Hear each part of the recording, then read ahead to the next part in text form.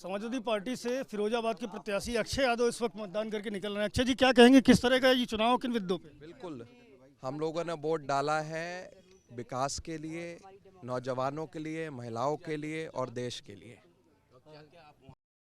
ना है वो दलित का, पिछड़े का आरक्षण छीन करके मुस्लिमों को दे देगी अगर वो सरकार में आती तो। देखिए, भाजपा को हम लोग पिछले 7 साल से उत्तर प्रदेश में, 10 साल से देश में देख रहे हैं, और जिस तरीके से उन्होंने आरक्षण को ख़त्म करा, नौकरी निकलती नहीं है, कॉन्ट्रैक्ट बेसिस पे नौकरी निकाल रहे हैं, तो ये पता साफ साफ चलता है कि भाजपा ने जो आरक्षण है वो छीनने का काम करा है, ना कि।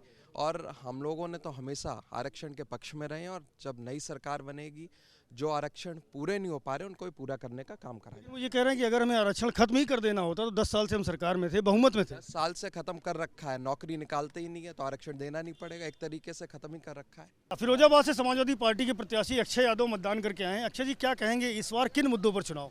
मुद्दा परिवर्तन का है, सरकार बदलने का है। भाजपा हार रही है, इंडिया गठबंधन हर जगह चुनाव जीत रहा है।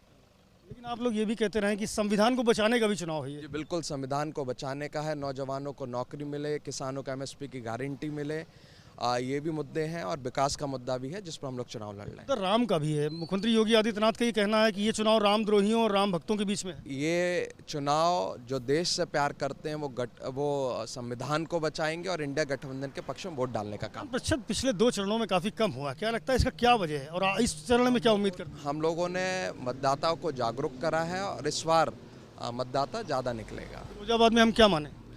एक तरफा चुनाव है, गठबंधन चुनाव जीतेगा। बहुत शुक्रिया, बहुत शुभकामनाएं आपको। अक्षय यादव हैं जो निकले हैं अपने घर से, अब जा रहे हैं अपने क्षेत्र में पोलिंग करेंगे, परिवार के साथ मतदान करके आए हैं। उनका कहना है कि इस बार का चुनाव पूरी तरह विकास का तो है ही, साथ ही साथ संविधान को बचाने का भी है।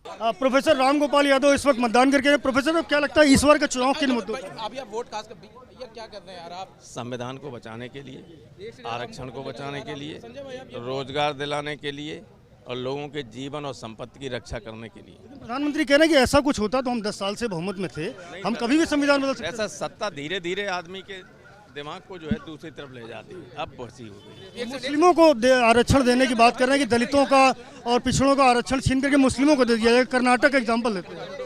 अरे ये तो ऐसा है, चुनाव के वक्त किस तरह की, ये तो हमेशा ही ऐसी झूठ बोलते हैं, सही कब बोले ये लोग।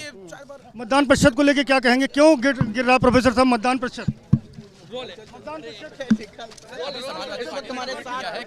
चरणों में मतदान प्रतिशत गिरा है। बीजेपी के कार्यकर्ता निराश हैं बीजेपी की ही सरकार से। They are not going on polls and sufficient number.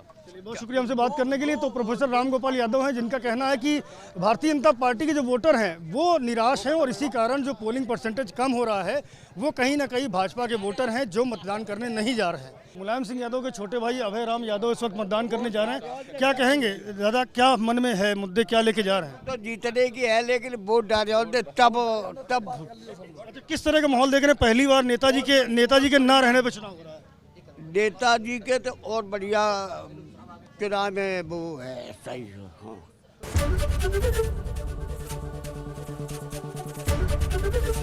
ABP Ganga, खबर आपकी, जुबान आपकी।